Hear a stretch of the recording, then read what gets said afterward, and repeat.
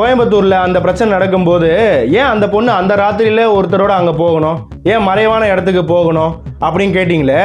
இன்னைக்கு வீட்டுக்குள்ள இருக்கக்கூடிய, அதாவது தான் தங்கும் இடத்துல இருக்கக்கூடிய ஒரு பெண்ணிற்கு, அதுவும் சென்ட்ரல் சிட்டியில இருக்கக்கூடிய ஒரு வளாகத்துக்குள்ள இப்படி ஒரு கொடூரம் நடந்திருக்கு. இப்ப என்னடா பேசுவீங்க? அந்த பொண்ணு அந்த வீட்லயே இருந்திருக்கூடாதா?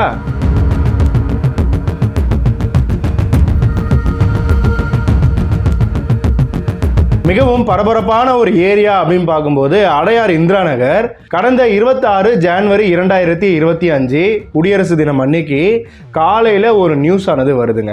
இந்த அடையார் இந்திரா நகர் பகுதியில் ஒரு இளைஞரோட உடல் சாக்குப்பையில கட்டப்பட்ட நிலையில இருக்கு. அதை பார்த்து அந்த பில்டிங்ல இருக்கக்கூடிய ஒரு இளைஞர் போலீஸுக்கு தகவல்கள் சொல்லி இந்த உடலை பார்த்து போலீஸுக்கு சொன்னதும் ஒரு வடமாநில இளைஞர் தான். இந்த சாக்குப்பையில இருந்ததுமே ஒரு வடமாநில இளைஞர் தான். இப்படியாக இந்த நியூஸ் பார்க்கும்போது எல்லோருக்குமே பேரதிர்ச்சி அப்படிங்கிறது தான் சொல்லணும். யார் இப்படி பண்ணிருப்பா? அதுவும் இவ்வளோ ஒரு பிஸியான ரோட்ல எப்படி இவ்வளோ தைரியமா இந்த மாதிரி ஒருத்தனை போட்டிருக்காங்க அப்படின்னு எல்லோருக்குமே ஒரு பெரிய அதிர்ச்சியா இருந்துச்சு. இதையடுத்தா போலீஸா ஸ்பாட்டுக்கு வராங்க, அந்த உடலை மீட்டு பிரேத பரிசோதனைக்கு அனுப்புறாங்க. இது நார்மலா எப்பயுமே பண்ற ப்ரொசீஜர் தான். பின் இந்த வழக்கு சம்பந்தமா 7 பேர் அப்படின்னு சொல்றாங்க, 9 பேரும் சொல்றாங்க. 7லிருந்து 9 பேருக்குள்ள வடமாநில இளைஞர்களை விசாரிச்சிருக்காங்க. அதுல 3 இளைஞர்கள் மட்டும் சொல்லக்கூடிய விஷயங்கள் பகீர் கலப்புது அப்படின்னு தான் சொல்லணும். சென்னையில இவ்வளோ ஒரு பிஸியான இடத்துல, ஒரு பாதுகாப்பான இடம் அப்படின்னு சொல்லப்படுற ஒரு வளாகத்துக்குள்ள இப்படியாக ஒரு சம்பவம் ரொம்ப பயமே இல்லாமல் ரொம்ப தைரியமாக பண்ணியிருக்காங்க அப்படின்னா எந்த அளவுக்கு நம்மளோட நாட்டு சட்டம் ஒழுங்கு இருக்குது அப்படிங்கிறத பார்த்துக்கோங்க. ஸோ இன்னைக்கு இந்த வழக்கை பற்றி தான் பார்க்க போகிறோம். இந்த வழக்கானது இன்னும் முழுமையான டீட்டெயில்ஸ் வெளியே வரல.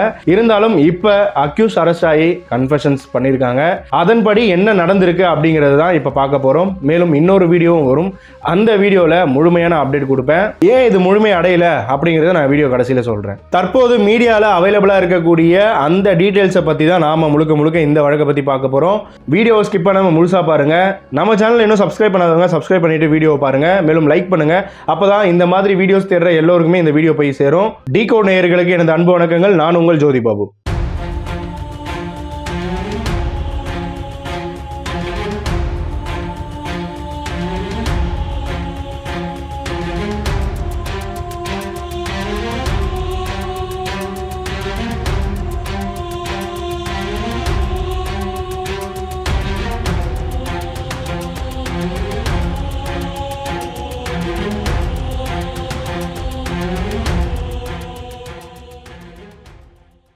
நான் ஆல்ரெடி சொன்ன மாதிரி போலீஸார் 7லிருந்து 9 பேர் வரைக்கும் சிசிடிவி கேமரா ஃபுட்டேஜ் இதெல்லாமே பார்த்துருப்பாங்க கண்டிப்பாக. ஸோ அதன் அடிப்படையில் தான் 7லிருந்து 9 பேரை விசாரிச்சிருக்காங்க.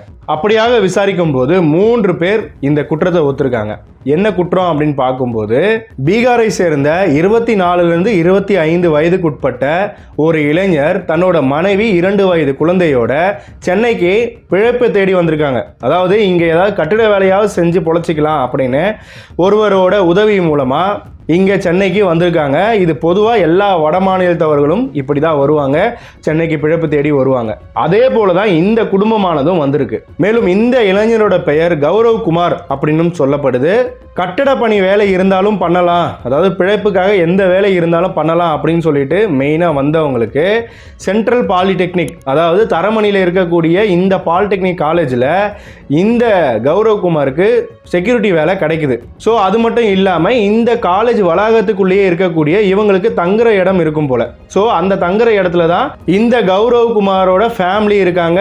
ஸோ இந்த வட மாநிலத்த இளைஞன் அந்த காலேஜில் செக்யூரிட்டி வேலை பார்ப்பாரு, ப்ளஸ் அவங்களோட ஃபேமிலி இங்கே இருப்பாங்க. ஸோ அவர் வேலை பார்ப்பார், பக்கத்துலேயே அவர் தங்கும் இடம் அப்படிங்கிறனால இப்படி தான் அந்த ஸ்ட்ரக்சர் இருந்திருக்கு, இப்படி தான் அவருக்கு கொடுக்கப்பட்டிருக்கு. ஸோ இப்படியாக இருக்கதான் 25ஆம் தேதி ஜனவரி 2026 கடந்த ஞாயிற்றுக்கிழமை நைட்டு கண்ணு முன்னு தெரியாத அளவுக்கு போதையில் இந்த பெண், அதாவது இந்த கௌரவ் குமாரோட மனைவியும் தன்னோட குழந்தையும் அந்த வீட்டில் இருக்காங்க. ஏன்னா இவர் டியூட்டியில் இருந்திருக்காரு அன்னைக்கு நைட்டு.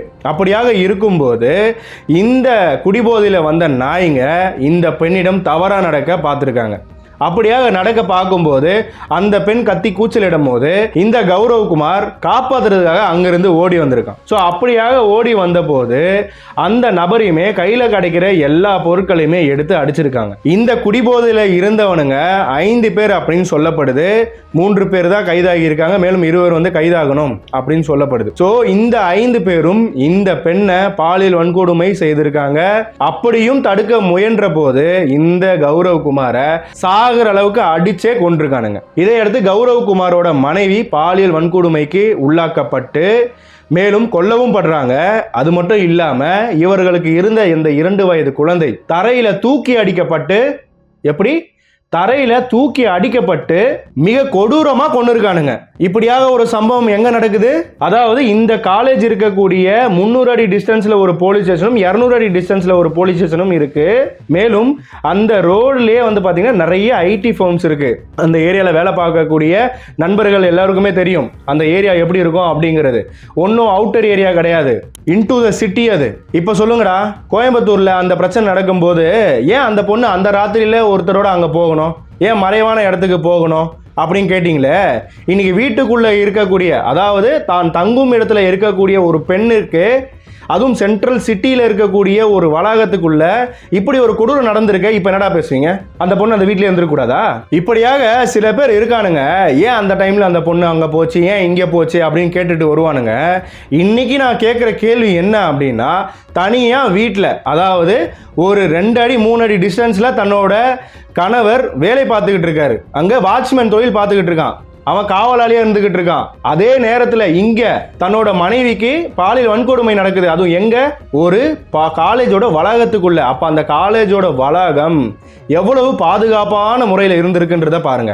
மேலும் இந்த கொலைகளை ரொம்ப சர்வசாதாரணமா பண்ண இந்த 5 பேரும் இந்த இளைஞரை ஒரு சாக்கு பையில கட்டி, நாம இன்ட்ரோல பார்த்த மாதிரி அடையாறு இந்திரா நகர்ல அந்த சாக்கு பையை எடுத்துட்டு போய் போடுறாங்க. மேலும் அந்த குழந்தைய அடையார் ஆற்றங்கரை ஓரமா வீசிட்டு இந்த மர்ம நபர்கள் 5 பேருமே தப்பிச்சு ஓட்டானுங்க. அது மட்டும் இல்லாம இந்த கௌரவ்குமாரோட மனைவி அந்த பெண்ணையுமே எடுத்துட்டு போய் எங்க வீசிருக்காங்கன்னு தெரியல. போலீசார் குப்பையிலெல்லாம் தேடிக்கிட்டு இருக்காங்க. இன்னும் அந்த உடல் கிடைக்கவே இல்லை. அது மட்டும் இல்லாம இன்னொரு விஷயம், இப்போ மேலும் 2 பேர் அரெஸ்ட் ஆயிருக்காங்க. மொத்தம் 5 பேர் அப்படின்னு சொல்லியிருந்தேன். இந்த 5 பேருமே குற்றத்தை ஒத்துக்கிட்டாங்க.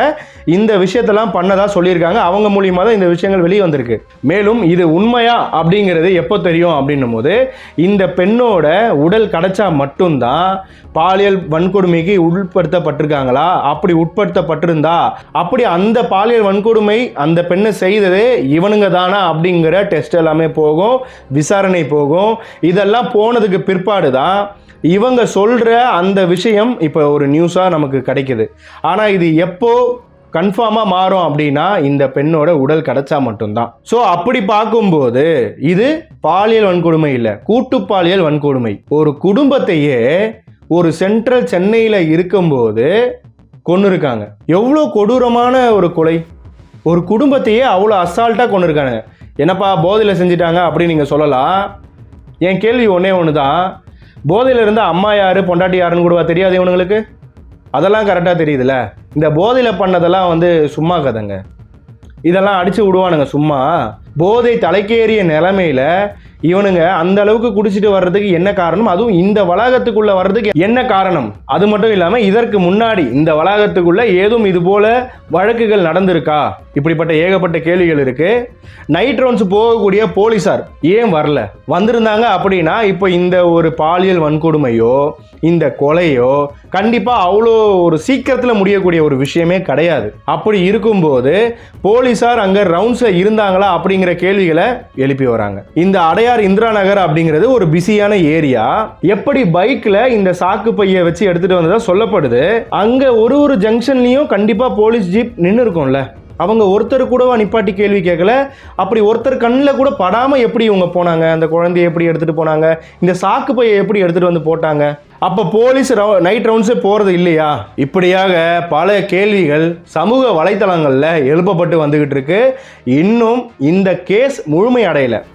இந்த பெண்ணோட உடல் கிடைக்கணும். நான் ஆல்ரெடி சொன்ன மாதிரி அந்த பாலியல் வன்கொடுமை அப்படிங்கிறது கன்ஃபார்ம் ஆகணும். இவர்கள் வாயால் சொன்னதை எவிடென்ஷியலாக ப்ரூவ் பண்ண முடியும். அப்படி எவிடென்ஷியலாக இல்லை அப்படின்னா அந்த கேஸே இல்லைன்னு தான் ஆகிடும். நான் ஆல்ரெடி ஒரு கேஸில் சொல்லியிருக்கேன், ஒரு குற்றவாளியே வந்து நின்று நான் தான் இந்த குற்றத்தை பண்ணேன் அப்படின்னு சொன்னாலும் சர்க்கம்ஸ்டான்ஷியல் எவிடன்ஸ், மெட்டீரியல் எவிடன்ஸ் இது எல்லாமே கிடைக்கணும். இதெல்லாமே கிடைச்சா மட்டும்தான் ஒரு கேஸ் அப்படிங்கிறது பூர்த்தி அடையும். ஸோ அப்படியாக இருக்கும்போது இந்த கேஸ் நிலுவையில் இருக்கிறதுக்கு காரணம் இதுதான். 5 பேர் அரெஸ்ட் ஆயிட்டாங்க. இந்த கொடூரத்தை செஞ்ச 5 புறம்போக்கு நாய்களும் பீகாரை சேர்ந்தது தான். கொஞ்ச நாளைக்கு முன்னாடி திருத்தணியில் நடந்த ஒரு சம்பவம், அது யாருமே இன்னும் மறந்துருக்க முடியாது. மிக கொடூரமான சம்பவம். அந்த வீடியோ எல்லோருமே பார்த்துருக்கோம். அந்த சம்பவத்தப்ப தமிழர்களால் வட மாநிலத்தவருக்கு பாதுகாப்பு இல்லை அப்படின்னு கூட நிறைய இடத்துல நிறைய பேசப்பட்டது.